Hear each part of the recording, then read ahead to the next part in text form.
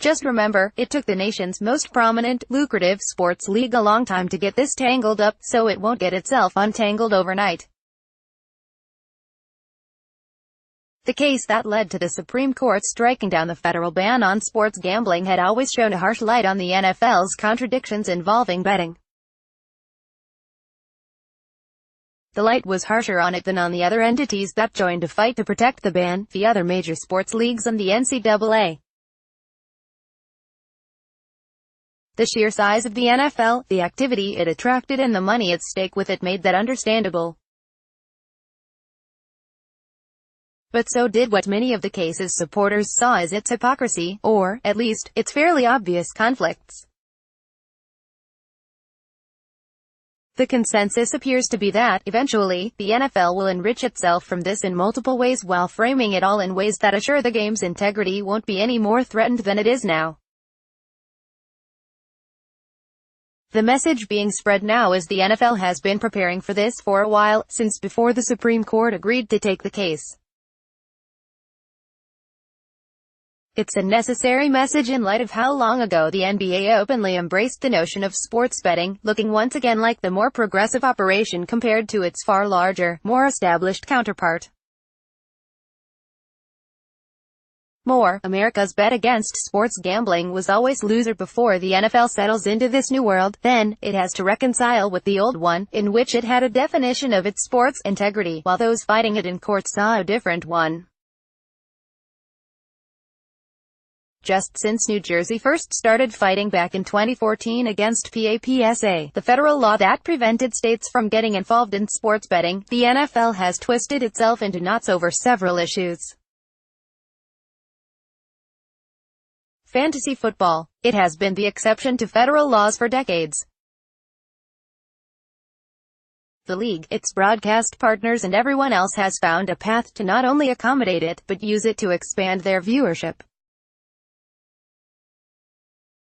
The fight was over long ago, if it ever really started. Daily fantasy sports.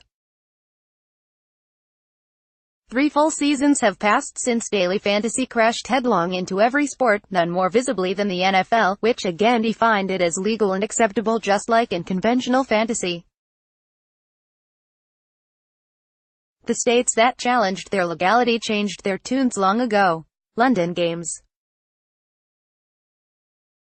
New Jersey State Senator Raymond Lesniak, a major sponsor of the original sports betting bills, routinely ridiculed the NFL for continually adding games in London, where betting is open and accepted, while dragging his stay through the courts back home. This is about to become a moot point. States are expected to use the United Kingdom model as their guide for its betting rules. Courting Las Vegas. This one goes without saying. Once the NFL got the new stadium and 2 new teams into Los Angeles, and lost the city as a market to hold over cities with stadium problems, Las Vegas moved into the vacancy.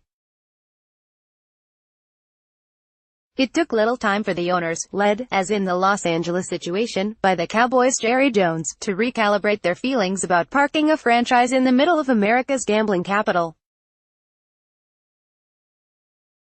Ground has been broken for the Raiders' new stadium. Player punishments. This one's easy. The NFL has rarely, if ever, passed up a chance to punish players whenever the rules allowed. Thus, the last off-season, they fined more than 24 players, including Marshawn Lynch, for participating in an arm wrestling tournament at a Vegas casino. Tony Roma's fantasy football convention was shut down twice when it was scheduled for Vegas, before he moved it last year to the Dallas area. The NFL still has to walk the tightrope of protecting all those interests, navigating differing state decisions about sports betting, and its principles' long-standing and unwavering commitment to protecting the integrity of our game, restated in its response to the Supreme Court ruling.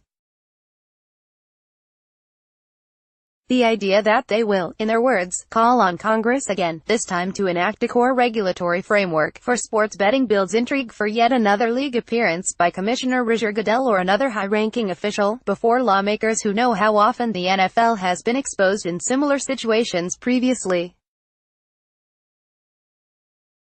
everything the league has said to Congress about concussions, for example. So, expecting Congress to take the NFL's side on reinforcing their contradictory views on betting, in the face of a Supreme Court ruling, might not yield much. It will only lengthen the league's journey to accepting and capitalizing on America's love of its sport and of betting. It was already part of the way there, but the entire trip will take a while.